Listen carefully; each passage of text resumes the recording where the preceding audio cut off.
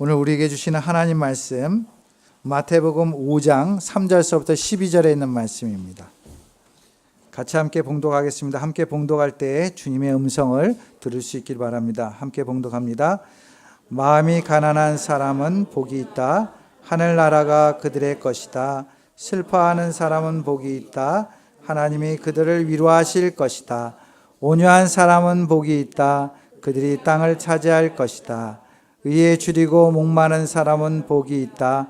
그들이 배부를 것이다. 자비한 사람은 복이 있다. 하나님이 그들을 자비롭게 하실 것이다. 마음이 깨끗한 사람은 복이 있다. 그들이 하나님을 볼 것이다. 평화를 이루는 사람은 복이 있다. 하나님이 그들을 자기의 자녀라고 부르실 것이다. 의를 위하여 박해를 받는 사람은 복이 있다. 하늘나라가 그들의 것이다. 너희가 나 때문에 모욕을 당하고 박해를 받고 터무니없는 말로 온갖 비난을 받으면 복이 있다.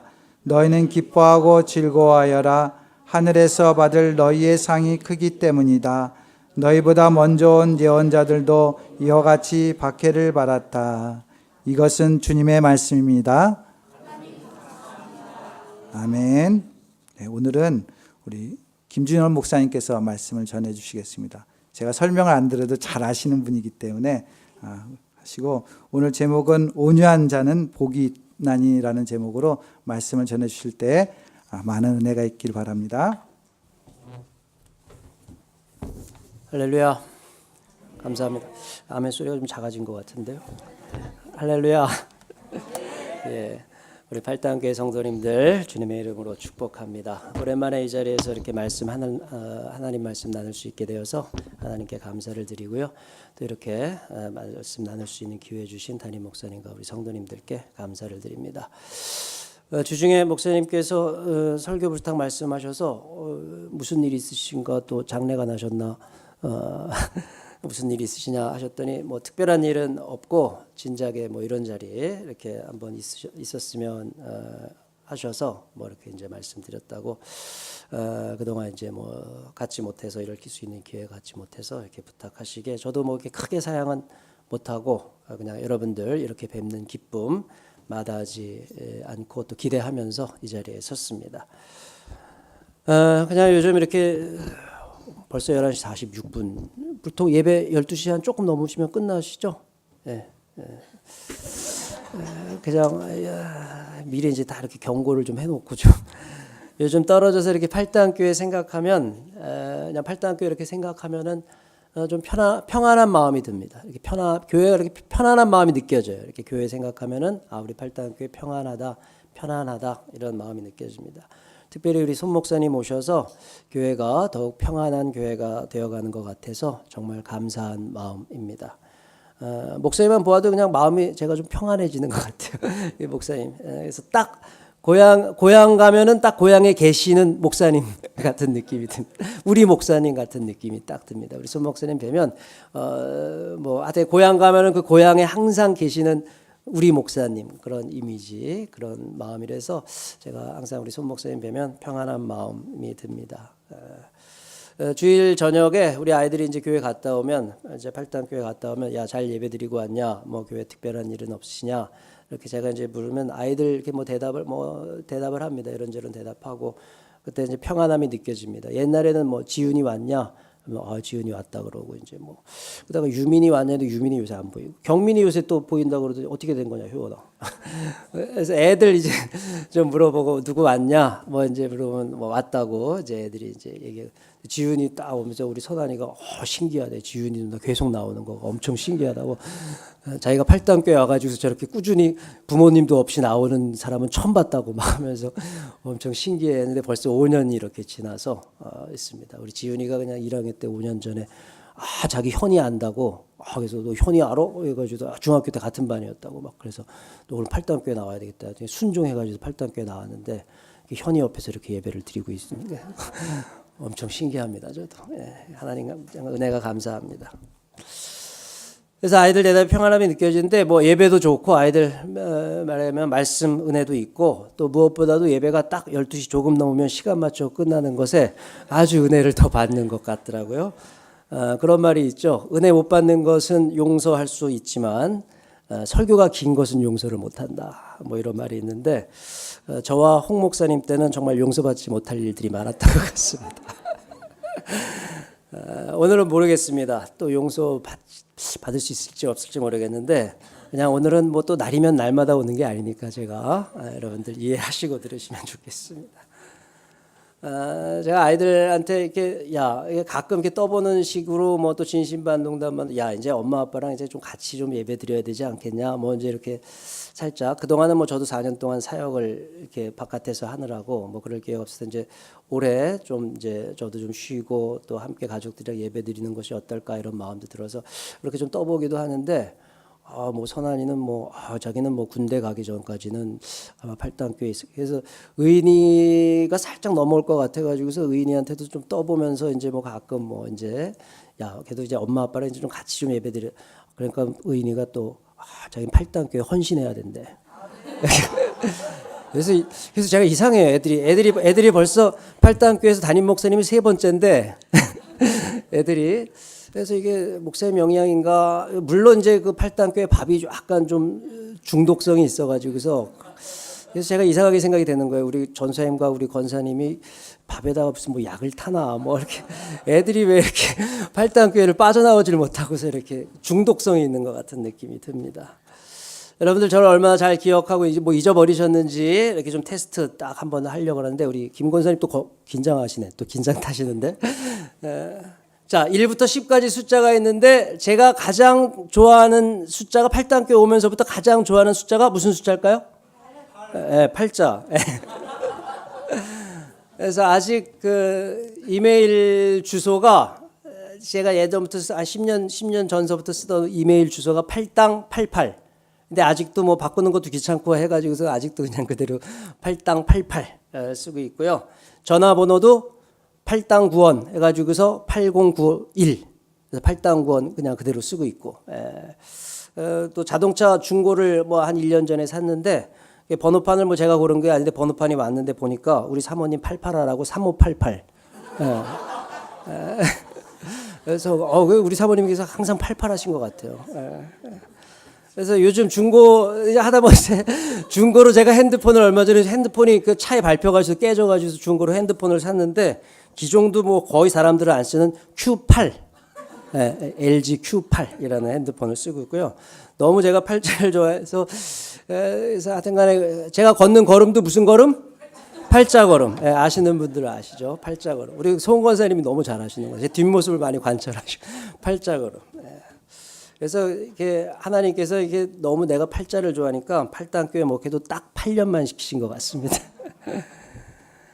제 안에 이게 중국 사람 DNA가 있는지 우리 정은희 어머님 제 뒤에 계시는데 중국 사람들이 팔자를 참 좋아한다고 들었습니다. 팔자를 아주 복이 오는 숫자라 해서 아주 유난히 이 팔자를 좋아하는데 그래서 2008년도 북경올림픽이 열렸잖아요. 그래서 그 2008년도 북경올림픽 개막식이 2008년 8월 8일 저녁 8시 아예 팔에다가 딱 맞춘 거예요. 이만큼 중국 사람들이 팔자를 좋아. 그러니까 팔이 아주 좋은 길한 숫자다 해서 얘기를 하는 것 같습니다. 우리 팔당교회 성도님들은 이 땅에 인생 사시는 동안 늘 믿음도 88, 건강도 88한 복된 인생 사시기를 주의 이름으로 축원합니다. 오늘 말씀도 마태복음 예수님 말씀하신 팔복에 대해서 전하기로 제가 이렇게 좀 정했습니다. 팔당 기억하시는 분들 제가 지은 건데 무슨 줄임말이라 그랬죠? 제가 지은 말인데 팔당은 팔복 예배당. 팔당. 이거 누가 지은 게 아니라 제가 지은 거예요. 그냥 혼자서. 예수님께서 이제 산에 올라가셔서 산상수훈, 산상설교 말씀하셨습니다. 그 설교의 처음, 그 산상수훈이 5장, 6장, 7장 말씀하시는데 그 설교 처음이 8가지 복, 팔복에 대해서 말씀하십니다. 하나님 나라 백성들이 누리는 복에 대해서 말씀하시죠. 그런데 이 복이 세상에서 말하는 복과는 좀 다르게 이렇게 들려지기도 합니다. 팔복 이후 설교에서도 세상 기준과는 사뭇 다른 믿음의 실천들을 말씀합니다. 제가 덕수고등학교에서 이제 수업을 하는데 아이들이 이제 가끔 질문을 질문하고 싶은 거 이제 질문해라 써서 질문도 내기도 하고. 근데 교회 안 다니는 친구들이 더 많죠. 그래서 이제 하루는 한 번은 이런 질문을 받았습니다. 목사님, 예수님하고 부처님하고 싸우면 누가 이기냐? 애들이 이제 뭐 막 장난식으로도 하고 뭐 이제 이제 목사님 만만하니까 이제 막 뭐 이제 엉뚱한 질문도 하고 그럽니다. 그래서 제가 생각을 해보고 예수님이 질 것 같다 하니까 애들이 조금 이상한 표정을 딱 줘. 내가 생각할 때 예수님 질 것 같다. 무슨 소리냐 하는 표정인데 그때 제가 마태복음 예수님 하신 상상 설교 말씀을 알려줍니다. 예수님께서 오른쪽 뺨을 맞으면 왼쪽 뺨도 돌려대라. 이렇게 이제 5장에서 말씀하시죠. 속옷을 달라 하면 겉옷까지 주라고 하고 오리를 가자 그러면 심리를 가져오라. 보통 우리가 싸움에서 이기려면 애들 말로 먼저 선빵을 딱 날려야 이길 수가 있는 가능성이 많은데 이거는 뭐 선빵은커녕 오른쪽 뺨을 맞았는데 거기다가 또 왼쪽 뺨을 돌려대라고 하니까 이런 마인드로는 도저히 싸움을 이길 수가 없겠죠. 그래서 내가 이 설명을 하면서 예수님이 아무래도 질 것 같다. 그러니까 애들이 좀 뭐 이해를 하는 것 같기도 하고 아닌 것 같기도 하고 뭐 하여튼 그런 표정을 짓습니다.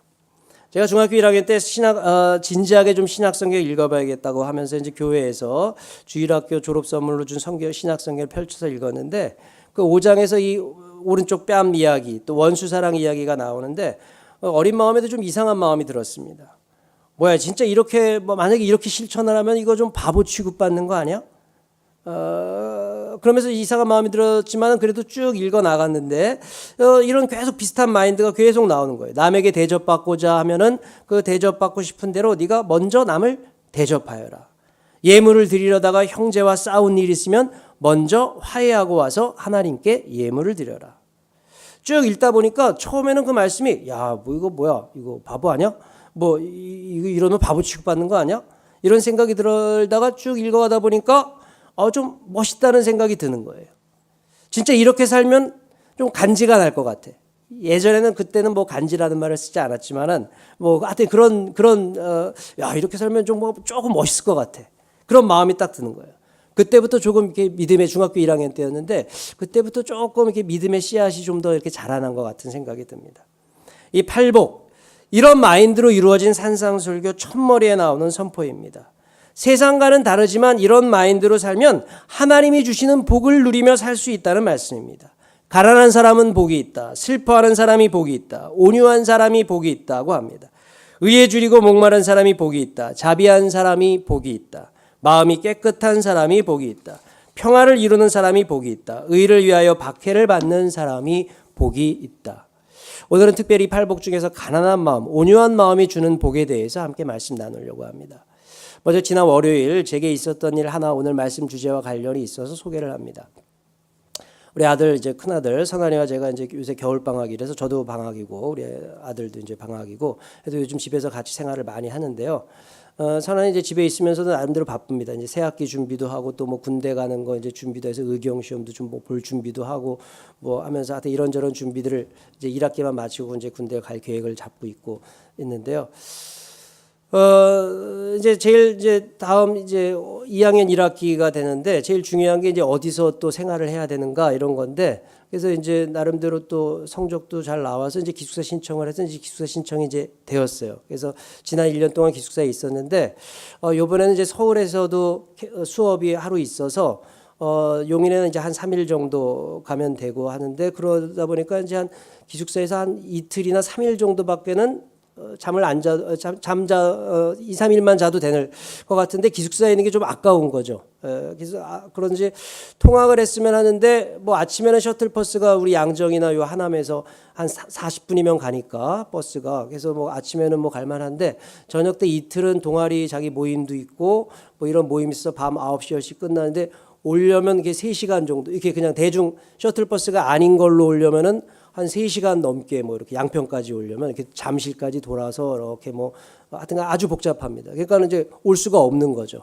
근데 자기 이제 동아리 그 기독교 동아리 모임을 하고 있는데 그거는 꼭 이제 참여를 하려고 저녁 때 모임은 하려고 해서 그래서 그냥 통학을 했으면 하는데 방법이 없으니까 그래서 제가 그래서 야 아빠 차 잘 쓰지 않으니까 그럼 한 이틀 정도 네가 한 운전을 해서 갔다가 오는 거 한번 좀 조금 운전대 주는 거가 좀 아직 나이가 좀 그래서 좀 그렇지만 한 이틀 정도는 그래도 조금 연습을 해서 하면은 되지 않겠는가 운전면허 이제 작년에 따서 그래서 한번 그렇게 해보자고 이제 서로 이제 합의를 해서 알아보고 이제 우리 중국 갔다 와서 이제 운전 연습도 좀 하자. 보험도 들고 하고서 하는데 이제 중국 갔다 와서 한 일주일 동안 제가 감기 몸살로 완전히 이렇게 앓고 있었고 이제 지난주 월요일 날 그 보험을 이제 알아보려고 하는 차에 마침 이제 우리 서울에 계신 이제 어머님이 그 월요일 아침에 뭐 저기 뭐 김치 냉장고를 바꾸셨다고 하는데 그 사람들이 오기 전에 뭘 막 그 부엌을 정리를 해야 되는데 혼자 감당이 안 되시니까 제가 와서 좀 도와줬으면 해가지고 이제 아침에 이제 간 겁니다. 오전에 이제 오전에 가가지고서 이제 한참 오전에 하다가 보험 그 문의하는 거가 생각이 나가지고서 이제 전화를 딱 해서 이제 보험을 알아보니까 이제 뭐 만 19살 조금 넘었으니까 이 한 사람 이렇게 더 가입을 하는 거에 가족에 가입을 하는 거에 차 한 대당 150만 원, 차 두 대면 300만 원, 153만 원, 156만 원. 그래서 근데 기숙사비는 90만 원, 기름값 빼고 150만 원. 보험. 얘가 딱 계속 그거 한 달 동안 계속 그 상의를 한 거예요. 기숙사를 하는 게 나을까, 뭐 어떤 게 하는 게 나을까, 뭐 통학을 하는 게 더 비용이 좀 낫지 않을까, 뭐 기숙사가 더 아깝다 하다가 뭐 이제 판단이 딱 쓴 거죠. 그래서 선생한테 전화해가지고서 야 여기 150만 원인데 그냥 기숙사 가야 되겠다. 그러니까 기숙사 근데 저기 신청 마감이 이제 21일 월요일까지로 제가 알고 있어. 이제 해야 되겠다 하니까 그때가 12시 2분이었어요. 근데 늦었대. 이 오전 12시까지 입금을 해야 된대. 그래서 이게 무슨 소리냐니까 그 얘기는 안 했었거든요. 오전까지 해야 돼. 21일까지 월요일까지만 마감. 그래서 그 얘기를 듣는 순간 이게 엄청 갑자기 이제 멘붕이 딱 온 거죠. 그래서 어떻게 하지?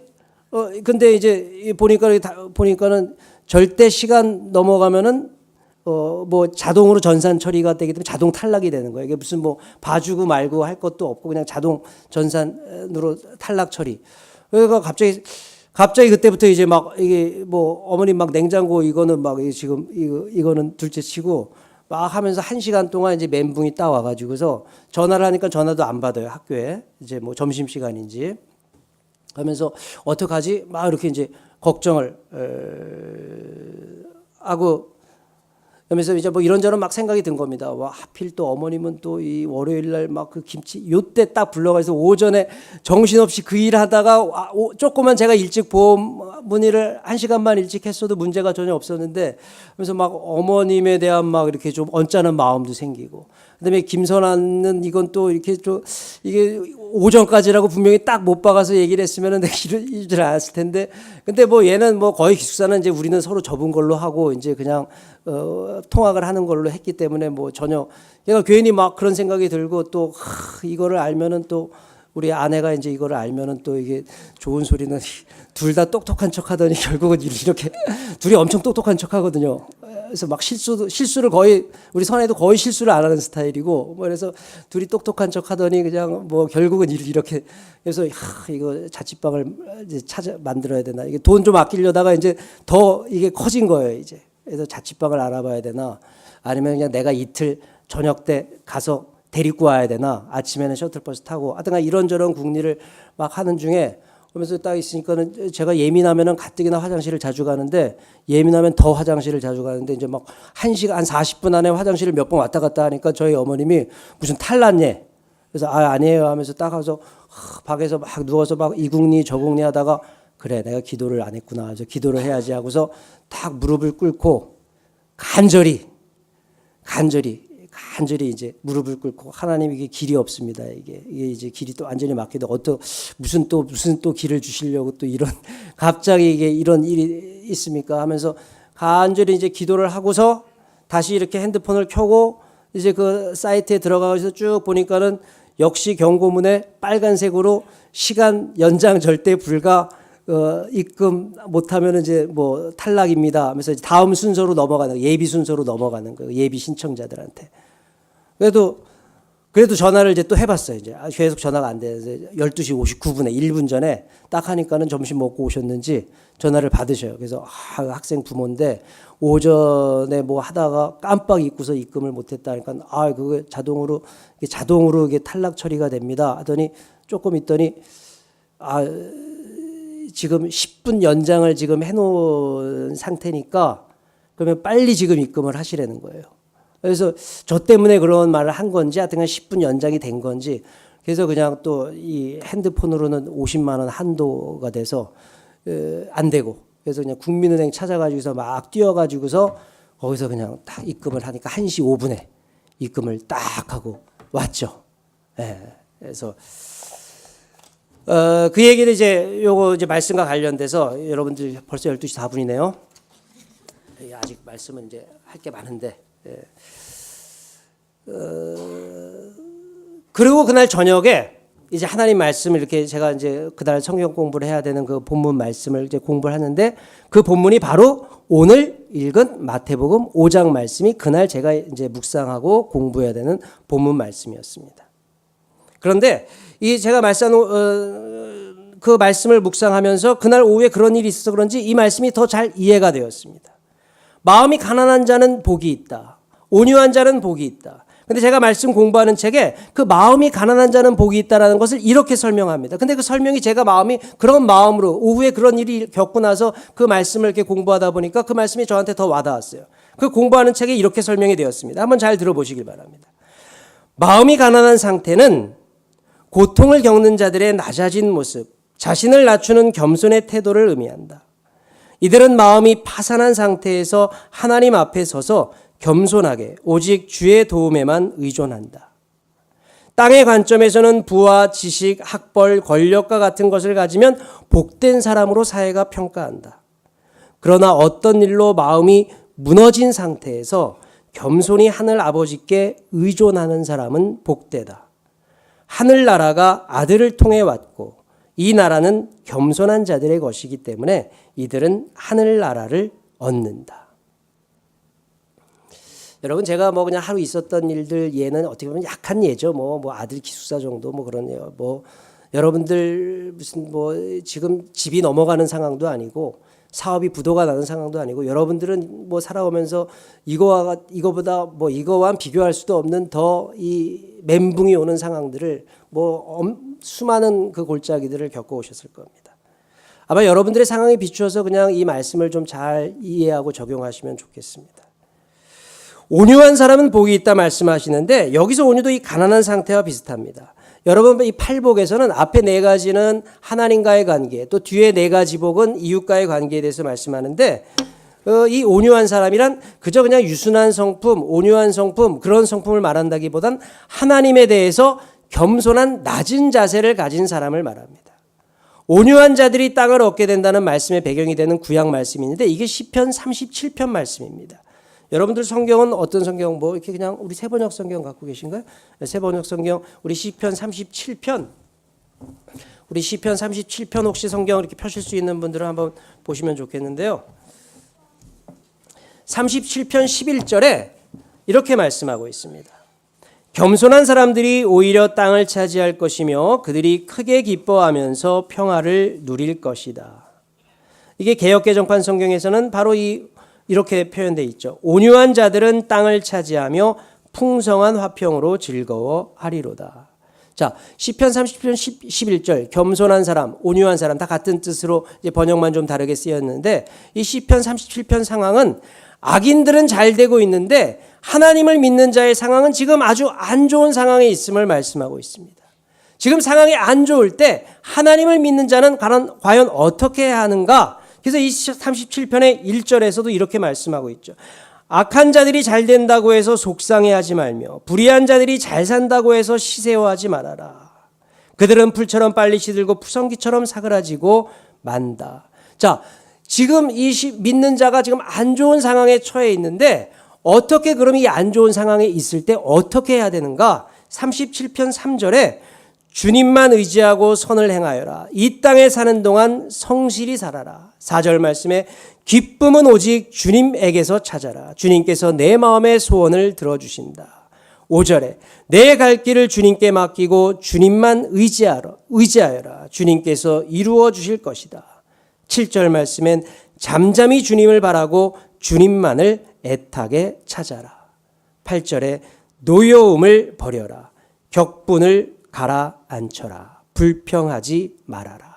자, 지금 안 좋은 상황에서 격분과 분노와 불평이 일어날 수 있는 상황에서 잠잠히 주님만을 바라고 주님만의 도우심을 구하라고 하는 말씀입니다. 이것이 온유한 자라는 겁니다. 하나님 앞에 가난한 자, 겸손한 자라는 것이죠. 여러분, 아무리 완벽한 일을 처리하는 사람이라 할지라도, 실수가 없는 사람이라 할지라도 우리는 실패를 맛볼 때가 있습니다. 안 좋은 상황이 있을 수 있죠. 그때 우리의 반응은 그 안 좋은 상황의 원인, 도대체 무엇 때문에 이렇게 됐는지, 누구 때문에 이렇게 됐는지 찾는 것이 우리의 1차적 반응입니다. 노여움이 일어나고 격분이 일어나고 불평이 일어납니다. 그러나 그 상황을 더 안 좋은 쪽으로 그것은 기울어지게 할 뿐입니다. 그래서 이 시편 37편 8절에 노여움을 버려라, 격분을 가라앉아 불평하지 말아라, 이런 것들은 오히려 악으로 기울어질 뿐이다. 그러니까 안 좋은 상황이 있을 때 이게 누구 때문에, 누구를 원망하고 막 분하고 화가 나고 누구 탓을 돌리고 싶고 이런 마음이 일어나면 오히려 그 상황은 더 악으로, 더 안 좋은 쪽으로 기울어지게 될 뿐이라는 거예요. 그럴 상황에 믿는 자들은 어떻게 되면 잠잠히 좀 주님의 도움을 바라고, 이제는 주님께서만이 나의 힘이 되십니다라는 고백을 하면서 오히려 그때 엎드러지고 겸손해지면서 주님의 도우심을 구해야 할 때가 바로 그때라는 겁니다.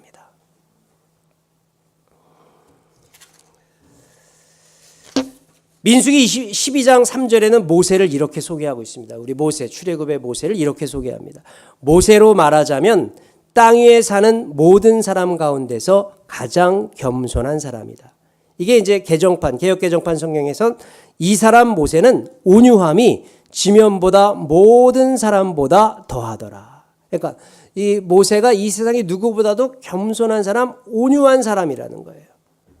근데 이 모세가 왜 온유한 사람, 하나님 앞에서 온유한 사람이 되었는가? 이 모세가 민수기 11장에 그 모세가 당한 어려움들이 나옵니다. 지금 물이 없다고, 먹을 것이 없다고 자기 백성에게 끊임없이 공격받고, 이제는 형 아론과 누나 미리암에게 그 아내를 맞이한, 그 이방 여인을 맞이한 일 때문에 그 아론과 누나 미리암에게까지 비난을 받습니다. 지상의 누구보다도 낮아진 사람이 되는 거죠. 그러나 이 불쌍하고 낮아진 이 모세의 상황 속에서 그는 하나님께 바싹 엎드려서 하나님의 도움을 구합니다. 이것이 모세의 온유함이라는 거예요. 모세의 이 상황이 지금 너무 안 좋은 상황, 백성들한테 계속 핍박받고 비난받고 원망받고 불평을 다 지도자로서 받아내면서 지금 형제, 이 누나와 형한테도 비난을 받는 이 상황에서 이 세상 누구보다도 지금 겸손할 수밖에 없는 낮아진 상황에서 하나님께 바싹 엎드려 하나님의 도움을 구하는 상태, 이 상태가 지금 모세의 온유함이라는 겁니다. 그래서 모세를 도우시는 거죠. 제가 공부한 그 책에서 나온 설명을 이렇게 설명을 하는 부분을 제가 다시 한번 읽어드리겠습니다. 한번 잘 들어보시죠.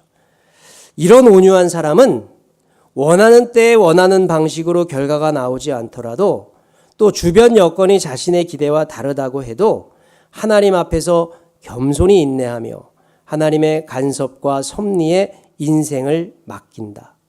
세상에서 이와 같은 방식으로 온유한 사람을 보고 복되다고 평가하기는 어려울 것이다.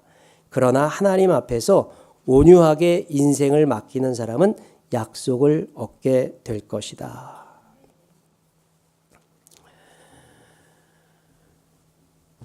온유한 사람, 하나님 앞에서 부드러운 사람이죠. 좀 말랑말랑한 사람이 되는 겁니다. 너무 우리가 완벽하게 하려고 하고 또 자신의 실패와 실수도 용납하지 못하면, 자기 자신을 그렇게 너무 실패와 실수를 용납하지 못하면 다른 사람에 대해서도 이렇게 좀 딱딱해지기가 쉬운 것이죠. 그렇게 딱딱해지면 우리가 하나님을 의지하기가 쉽지가 않습니다.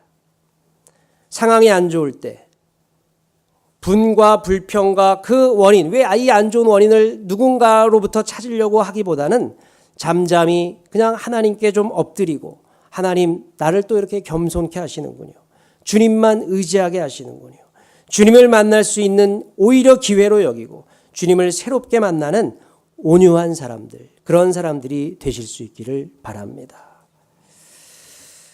제가 예배 이제 시작하면서 조금 울컥했는데요. 그 울컥한 것은 저 뒤에 우리 계단 올라가는 그림, 저 뒤에 한번 그림 보시면은 저 뒤에 그림이 우리 예수님, 목자 되신 예수님께서 양들을 이렇게 촥 선한 목자가 되셔서 이끌어 주시는 장면인데, 저 그림을 저희 형님께서 기증을 하신 겁니다. 예전에 몇 년 전에 이제 저희 형님이 아주 마음 상태도 좋으실 때에 이게 우리 팔당교회 저거 딱 이렇게 기증을 걸어놓으면 좋겠다 해서 이렇게 해서 기증을 받아서 걸어놨는데 제가 보면서 저 양들이 보면은 이게 막 이런 양도 있을 것이고 잘 목자를 따라가는 양들도 있을 것이고 저 양들이 때로는 험한 골짜기를 지나는 양들도 있었을 것이고 또 푸른 초장과 쉴만한 물가에서 아주 지금 잘 평안한 상태에 있는 양들도 있었을 것이고 근데 저희 형님이 지금 하여튼간에 좀 험한 골짜기 상태의 양인 것 같습니다.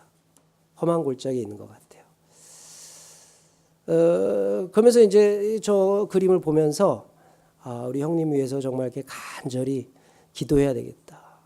얼마 전에도 통화를 했는데 하여튼 항상 저는 20대 때 험한 골짜기를 조금 이렇게 이런 양처럼 이렇게 괜히 멋대로 자기 제 갈 길을 막 갔던 그런 적이 있었는데 저희 형님은 인생에 공백이 없었어요. 항상 뭐 그냥 학교도 곧바로 가고 ROTC 하고 또 장교 제대하자마자 곧바로 취직해서 직장 생활을 한 20여 년 동안 또 꾸준히 하고 정말 40대 후반까지 뭐 인생에 공백이 없이 그냥 앞만 보고서 이렇게 쭉 달려오신 분입니다. 또 실패나 실수 이런 것들이 별로 없으신 저는 험한 골짜기에 있을 때 오히려 우리 형님은 푸른 초장과 쉴만한 물가에서 저를 또 도와주시기도 하시고 또 저 걱정도 해주시고 하셨던 분이죠. 근데 지금은 오히려 우리 형님이 험한 골짜기에 있는 양과 같은 모습인 것 같아요. 그래서 제가 우리 형님이 기증하신 그림을 보면서 좀 예배 전에 마음이 좀 울컥하면서 우리 형님에서 정말 간절히 절실히 아들만을 위해서 무릎 꿇고 기도할 게 아니라 우리 형님을 위해서 무릎을 간절히 꿇고 기도를 이제는 정말 해야 되겠구나. 하나님께서 또 때가 되면 그 험한 골짜기를 지나서 저 기증해 주신 저 그림처럼 우리 예수님께서 선한 목자가 되어 주셔서 또 다음 단계에 푸른 초장과 쉴만한 물가로 인도해 주실 때가 있겠구나. 이런 고백을 하게 됩니다. 여러분 우리 인생이 때로는 푸른 초장과 쉴만한 물가, 감사함을 고백해야 될 때가 있기도 하고요. 때로는 험한 골짜기에 있어서 정말 하나님의 도우심이 아니면은 이 길을 헤쳐나갈 수 없는, 이 골짜기를 헤쳐나갈 수 없는 낮은 상태에 아주 겸손해질 수밖에 없는, 뭐 내가 겸손해지려고 하는 게 아니라 상황 자체가 낮아지고 겸손해질 수밖에 엎드릴 수밖에 없는 상황에 있을 때가 있습니다.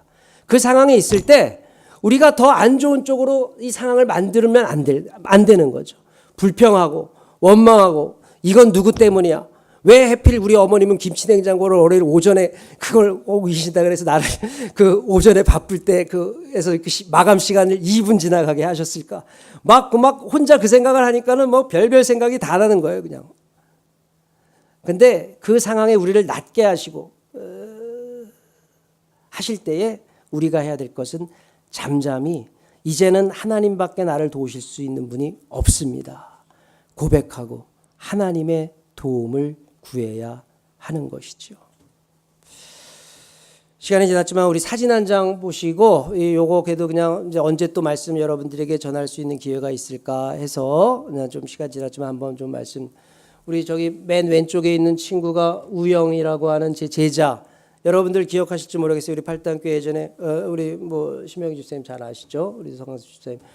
제가 20년 전에 이제 전도사하고 목사하고 이제 부교역자 생활들을 할 때에 만났던 초등학교 5학년 때 만났던 제자입니다. 맨 왼쪽에. 약간 뭐 이제 저는 뭐 이렇게 생각 안 하는데 그래도 이제 남들이 이렇게 생각할 땐 좀 장애가 좀 있고 아주 천진난만한 이제 친구죠. 그래서 이 친구인데 하여튼 초등학교 5학년 때부터 저하고 20년간 매일 전화를 저한테 몇 년 전까지는 매일 전화를 해서 출석 체크 지금 어디 계시냐 뭐 하시냐 화장실에 있어도 그냥 하여튼간에 전화를 항상 하던 친구 뭐 우리 팔당교회 가서 수요예배 때 막 찬양 인도도 하고 막 아주 믿음이 충만한 친구인데 그 친구가 이제 몇 년 전에는 전화를 하면서 항상 저한테 하던 기도 제목이 있어요. 기도 제목 부탁한다고 하면서 목사님 결혼하고 싶어요. 그래서 그래 같이 기도하자 하면서도 마음속에는 정말 하나님이 크게 역사하셔야지 저 기도 제목이 응답이 될 텐데 하는 마음으로 그냥 기도한다 이렇게 약속하면서도 그런 마음으로 이제 이렇게 지냈어요. 그러다가 이제 한 13개월 전 12월 30일 날 결혼을 했습니다. 33살인가 4살 됐는데 그래서 이제 결혼을 했어요. 그래서 저 옆에 있는 처자가 그 친구인데 저 친구도 뭐 이제 같은 그 분당 할렐루야 교회 그 사랑부 이제 장애인부 이제 사랑부라고 하는 이제 장애인부에서 있는 친구인데 이모님이 소개를 해주셔가지고서 이제 고아예요. 부모님이 이제 일찍 돌아가셔서 없고 그러면서 이제 그 양부모님 밑에서 양어머님 목사님 밑에서 이제 키웠는데 이제 어렵게 하여튼간에 자란 친구인데 소개를 해서 만났는데 뭐 만나자마자 저한테 이제 보고해서 뭐 이제 곧 만나자마자 저한테 이제 결혼할 거래 이제 막 해가지고 그래서 하여튼 보자 두고 보자 하여튼 기도하자 이렇게 했는데 진짜 이제 뭐 이제 방 두고 했다 그러고 이제 그래서 12월 30일 날 결혼을 하고 이제 결혼식 날 제가 갔습니다. 제가 저 친구 초등학교 졸업식, 중학교 졸업식, 고등학교 졸업식, 대학교 졸업식 이제 대학교 이제 신학대학에 이제 특별 청강생 자격으로 이제 대학을 또 다니기도 했었는데요. 신학대학에. 그래서 이제 결혼식을 하는데 결혼식을 보면서 제가 또 저희 옆에 있는 아내한테 이렇게 얘기를 했습니다. 야, 나는 지금 복음을 보고 있어. 복음을. 제가 목사로서 복음을 많이 전하기도 하고 복음을 설교하기도 하고 복음을 말하기도 했는데 내 눈으로 지금 복음이 뭔지를 보고 있어. 그 아버님이 이제 장로님이신데 그 아버님이 이제 이 하나님 앞에 감사 편지를 고백하는 시간을 가졌습니다. 일종의 간증이죠. 그 아들을 키우면서 하나밖에 없는 이제 아들, 딸 하나 있고 이제 아들이 있는데 그 아들을 키우면서 어렸을 때부터 막 땡깡 피우고 뭐 말도 안 듣고 고집 피우고 막 속상하고 하면서 그 아들을 키우면서 느꼈던 이제 감정을 다 이렇게 그런데 이제 그것들을 다 지나고 나서 자기가 이렇게 결혼식 현장에 이렇게 아들 결혼식 현장에 있다는 거가 하나님 앞에서 너무도 기적과 같아. 너무 이건 하나님이 주신 은혜, 너무 은혜가 크다 하면서 이제 그거를 딱 읽는데 제가 그것을 보면서 야, 나는 지금 복음을 보고 있구나 했습니다. 그리고 이제 작년 이제 가을에 우리 집에 이제 양평에 있는 저희 집에 놀러 와가지고서 이제 같이 고기도 구워 먹고 이제 교제하고 하는 중에 이제 친구가 이제 저한테 얘기를 하는 거예요. 목사님 이제 그 친구가 이제 그 영등포의 KFC 그 이제 치킨 파는 곳에 이제 이렇게 좀 장애 친구들을 이렇게 의무적으로 고용하는 그런 제도에서 한 7년째 지금 거기서 계속 일을 하고 있습니다. 뭐 그 매장에서 이제 허드렛 일도 하고 이제 2시, 3시에 나가서 10시에 퇴근을 하는 거예요. 오후 3시에 나가서 10시까지 이제 일을 하고서 퇴근하라 7년째 이제 그 일을 하고 있습니다. 그러면서 목사님 이제 자기네가 결혼한 이후로 하루도 빠짐없이 10시 반이면 자기 퇴근하면 집에 오면 10시 반인데 10시 반에 그 이 아내하고 같이 모여서 생명의 삶이라는 큐티지 말씀 묵상을 꼭 하고 잔대요. 하루도 빠짐없이 그 말씀 묵상을 꼭 하고 부부가 같이 가정 예배를 둘이서 드리고 딱 잔대요. 그래서 제가 그 아내하고 그 말을 들으면서 부끄러웠죠. 야, 이게 비교가 할 수가 없구나. 그래서 부끄러운 마음이 들었습니다. 그리고 주일날이면 이제 영등포에 사는데 주일이면 분당에 이제 가야 되는데 그 부부가 주일 새벽 4시 40분에 일어난대. 일어나서 제일 좋은 옷을 딱 입고 둘이 전철을 타고 이제 딱 가서 아침 1부 예배 9시 예배도 딱 드리고 그다음에 가가지고 자기가 사역을 하는데 이제 뭐 마이크 세팅하고 뭐 이런 사역을 맡았대요. 그래서 뭐 얼마 전에는 이게 세팅이 안 됐다고 막 전사님한테 혼났다고 그러고 막 그러면서 이제 주일날 제일 사모하는 마음으로 주일날 4시 40분이면 부부가 일어나가지고서 제일 좋은 옷을 입고 전철 타고 둘이 손잡고 이제 가서 예배를 딱 드리는 거예요. 그 얘기를 들으면서 많은 마음이 있었습니다. 우리 발단교회 성도 여러분, 하나님께서는 온유한 자, 하나님 앞에서 낮아진 마음으로, 하나님 앞에서 겸손한 마음으로 자신의 삶의 상황들을 불평과 원망과 노여움 또 누구 탓 이것이 아니라 오히려 그 낮은 상황을 하나님을 더욱더 바라보고 하나님만을 기뻐하고 하나님이 나의 기쁨이요 나의 행복임을 고백할 때에 하나님께서는 이 땅에서 우리에게 약속한 주신 복들을 주실 줄 믿습니다. 지금 험한 골짜기와 같은 상황을 걷는다 할지라도 하나님께서 이 골짜기를 또 넘어가면 우리 선한 목자 예수님께서 또 믿는 자녀들에게 푸른 초장 쉴 만한 물가를 약속하셨음을 믿고 그 하나님의 도우심을 잠잠히 바라고 기다리며 나아가시는, 그리하여 온유한 자가 이 땅에서 받을 복을 아낌없이 충만하게 받는 저와 여러분 되시기를 주의 이름으로 축원합니다. 기도하시겠습니다. 하나님 감사합니다. 이 팔복 예배당인 우리 팔당교회 성도님들을 축복합니다.